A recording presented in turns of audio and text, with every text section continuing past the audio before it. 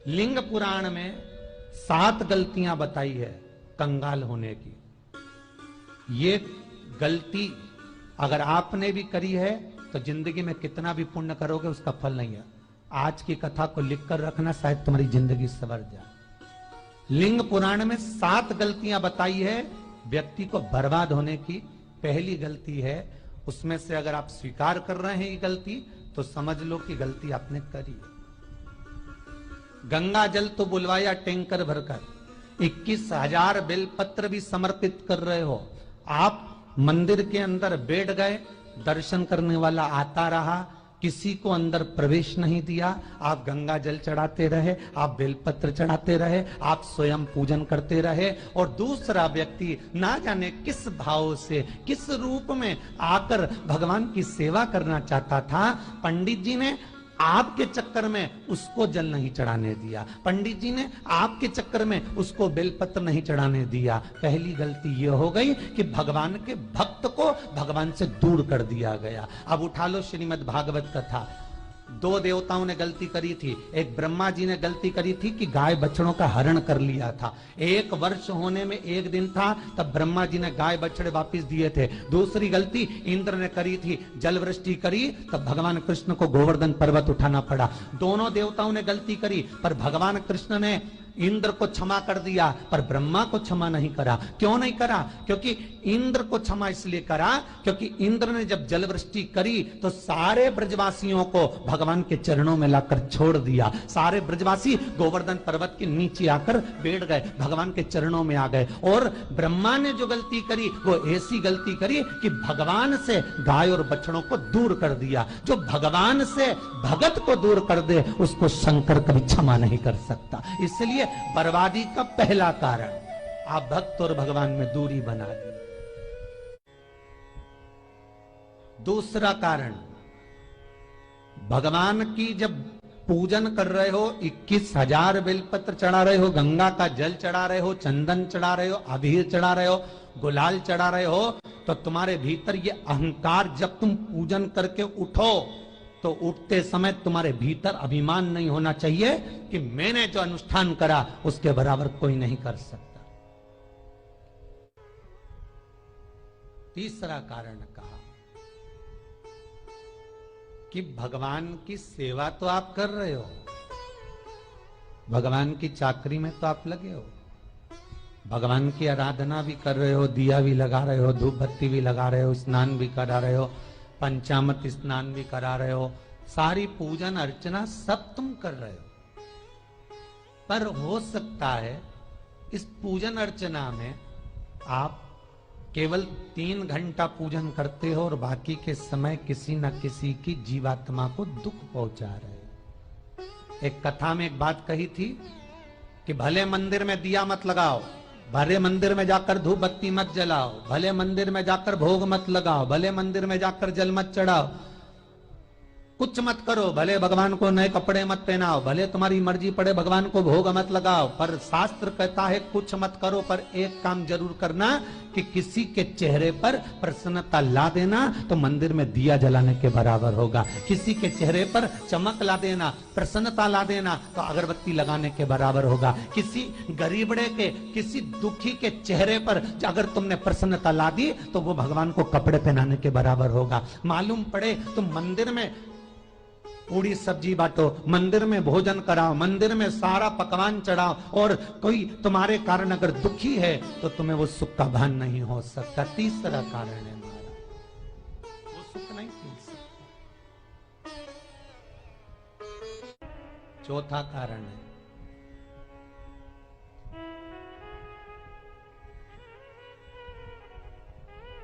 महाराज,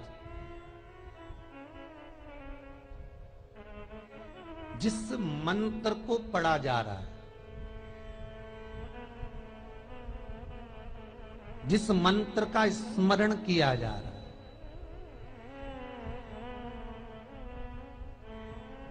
जिस भगवान की माला को हम जप रहे हैं, हम पाठ कर रहे हैं, उसमें त्रुटि उठा लीजिए दुर्गा सप्तशती। दुर्गा सप्तशती का हिंदी अनुवाद में एक थोड़ा सा दृष्टांत दिया है, आपको मालूम होगा।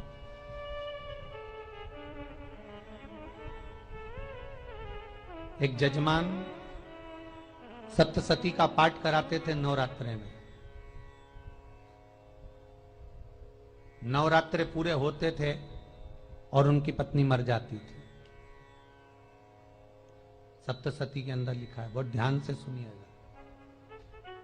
दुर्गा सप्तशती का पाठ कराते थे और पत्नी नवरात्रे के बाद 4 महीना 3 महीने के बाद मर जाती थी।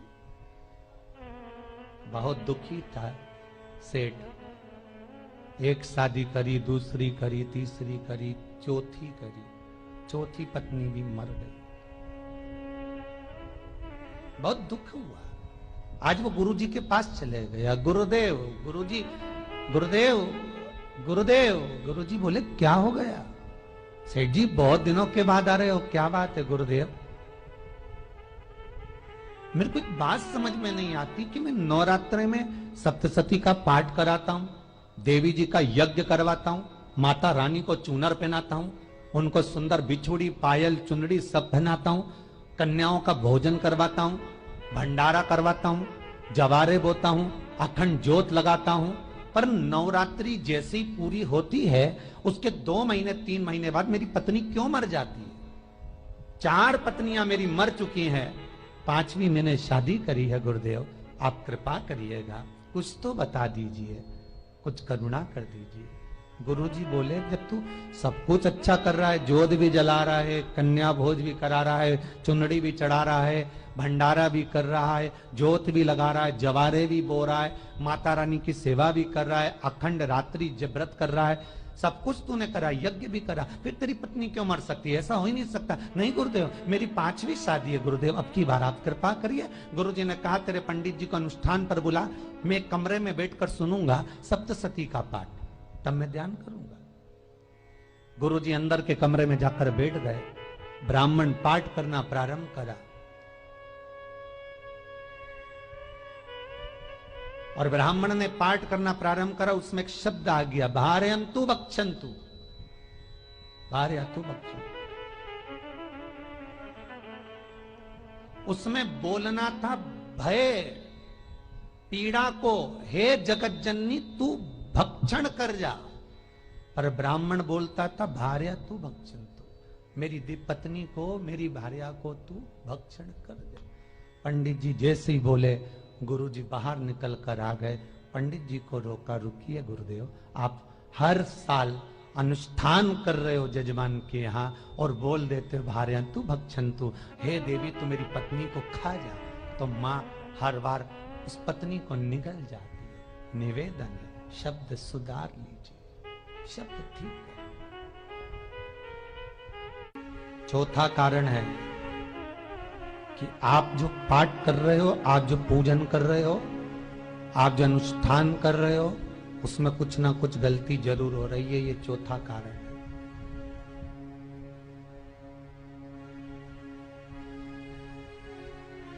एक बार पूरे घर के लोगों को बिठाओ, अपने घर के लोगों को, मम्मी से पूछना, मम्मी तुम कौन कौन सा पाठ करती हो? एक बार मम्मी से पूछना। फिर एक बार पापा से पूछना, पापा आप कौन कौन सा पाठ करते हैं सुबह? फिर बहू से पूछना, भाभी आप कौन कौन सा पाठ करती हो? फिर छोटी दुल्हन से पूछना, छोटी दुल्हन तुम कौन कौन सा पाठ करती हो? भैया आप कौन कौन सा पाठ करते हो? आप कौन कौन सा पाठ करते हो? पूछना। जब घर के अंदर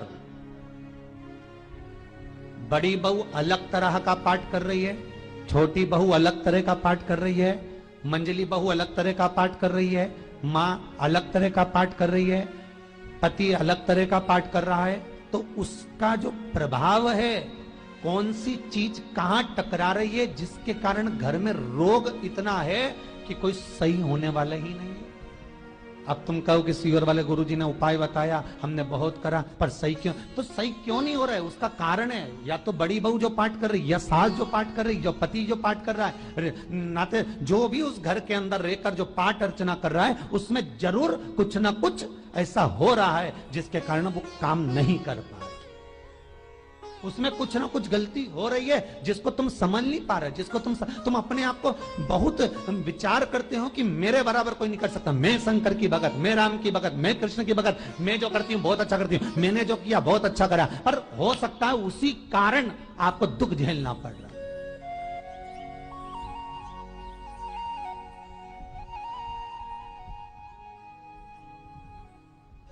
उसी के कारण।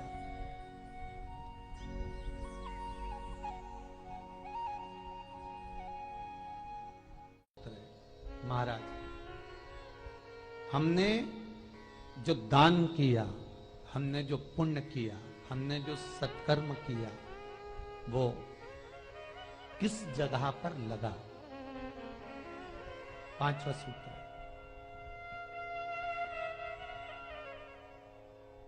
जो आप दान कर रहे हो, जो आप पुण्य कर रहे हो, सत्कर्म कर रहे हो, वो किस जगह पर लगा? ये पांचवा सूत्र। फिर निवेदन करेंगे, गाय, बेटी और लक्ष्मी 50 बार विचार करना, तब किसी को देना।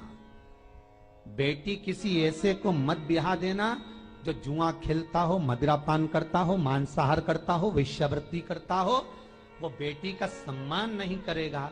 बेटी रोएगी तो कन्यादान करने वाले को रोना पड़ेगा।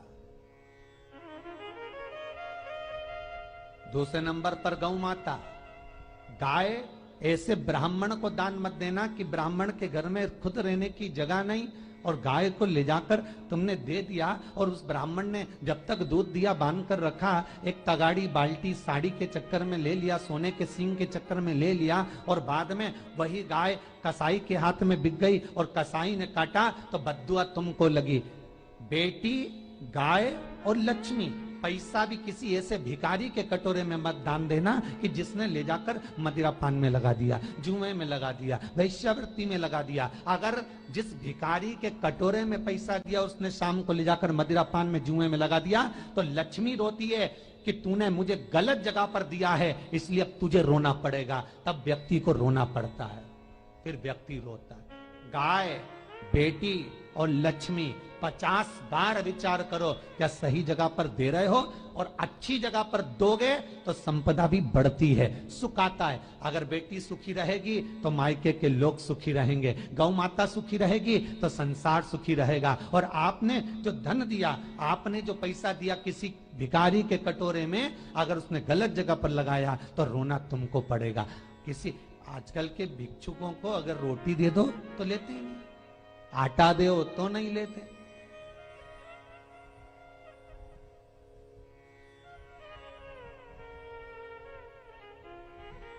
पहले के समय में जो भिक्षुक आते थे ना, तो रोटी बनी हुई मांगते थे। बूढ़ी बूढ़ी माताएं जानती होंगी, चिमटा बजाकर, घुंघरू बजाकर कहते थे भोजन, तो 2 रोटी निकाल कर दे दी जाती थी घर से। लो बाबा, तो माता इतना प्रेम रखती थी, केवल रोटी नहीं देती थी, बाबा बैठो हम सब्जी लाकर देते। इतना प्रेम था बुजुर्ग माताओं का, बैठो। और आज के जमाने में अगर रोटी दे दो तो फेंक दे नली में ले जाके, पैसा चाहिए। क्यों? शाम को पीने के लिए चाहिए ना, मदिरा पान के लिए, मांसाहार के लिए, जुए के लिए, वैश्यावृत्ति के लिए धन चाहिए।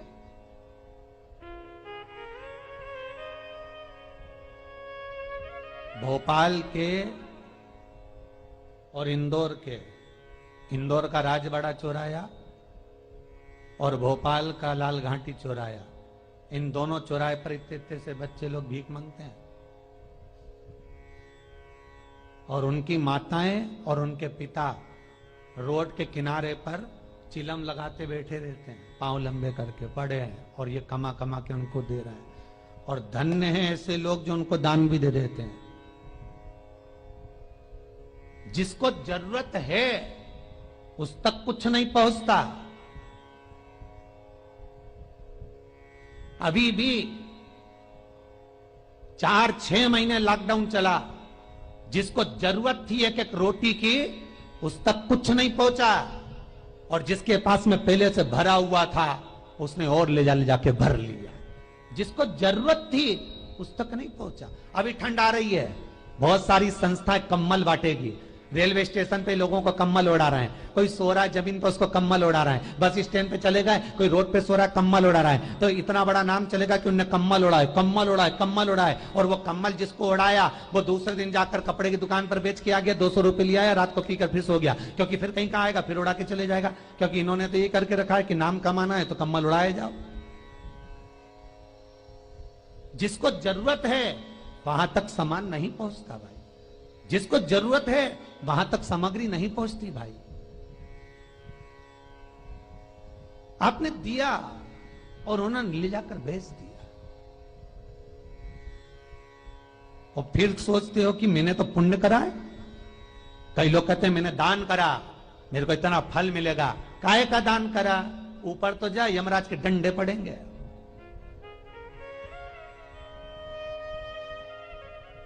रेल में, ट्रेन में आप बैठ जाओ, रिजर्वेशन कोच में छोटे छोटे लड़के आते हैं, अपना कपड़ा उतारते हैं। सही बोलना रे भाई, जितने लोग टीवी पर कथा सुन रहे हो, छोटे छोटे बच्चे अपना कपड़ा उतारेंगे और पोछा लगाएंगे रेल की बोगी में। जब गवर्नमेंट ने स्वीपर रख रखे हैं तो तुम्हें अंदर आने का किसने कहा? कौन ने कहा कि तुम अपना कपड़ा उतार के पोछा लगाओ? और वो अपने शरीर का कपड़ा उतार कर पोछा लगाता है, आपके आगे हाथ फैलाता है, आप 1-1, 2-2 रुपए दे देते हो। वो अगले स्टेशन पर उतरता है, कोई सूंघने की सामग्री लेता है, सूंघ सूंघ के वो बर्बाद हो जाता है और कहीं कूद कर मर जाता है। उसके मरने में 1 रुपया तुम्हारा भी लगा है, इसलिए नरक तुमको भी भोगना पड़ेगा, क्योंकि उसके मरने में तुमने हेल्प करी है।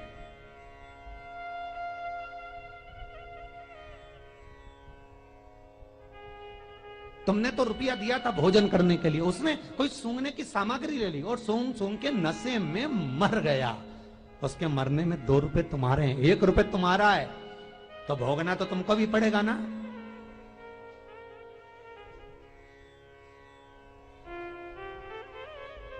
कहीं अच्छी जगह लगाओ, सत्कर्म की ओर लगाओ, तो सुख का आनंद कुछ और ही होगा, सुख का आनंद कुछ और ही प्राप्त होगा। हमारा धर्म, हमारा पुण्य, हमारा सत्कर्म। 5वां कारण अपनी पुस्तिका में लिखकर रखना, तुम्हारे दुख का 5वां कारण क्या है? क्यों तुम करोड़पति से रोड़पति बन गए? तुम्हारे यहां पर 4-4, 5-5 गाड़ी थी, खूब वैभव था, खूब धन था, फैक्ट्रियां चल रही थी, सत्ताएं चल रही थी, खूब सत्ताएं थी, खूब वैभव था, खूब धन था, पर कुछ भी नहीं, सब धरा की धरा रह गए सारा, कोई वैभव बचा ही नहीं। बड़े भावपूर्ण भगत वो कहे, गुरुजी हम बड़े दुखी हैं, बड़े कष्ट में। हमने कहा कष्ट का कारण कुछ ना कुछ जरूर होगा, दुख का कारण जरूर कुछ ना कुछ होता है। कहने लगे गुरुजी हमारी तो जीनिंग चलती थी, खूब फैक्ट्रियां चलती थी, इतना जीनिंग फैक्ट्रियां थी, इतना चलता था।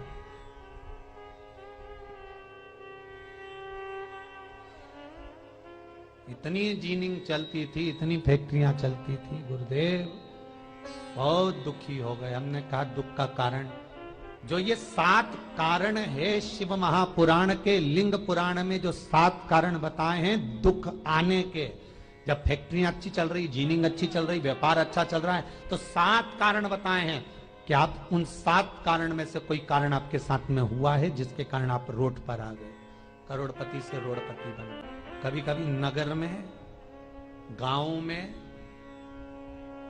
सभी का व्यापार एक साथ समाप्त हो जाता है। कभी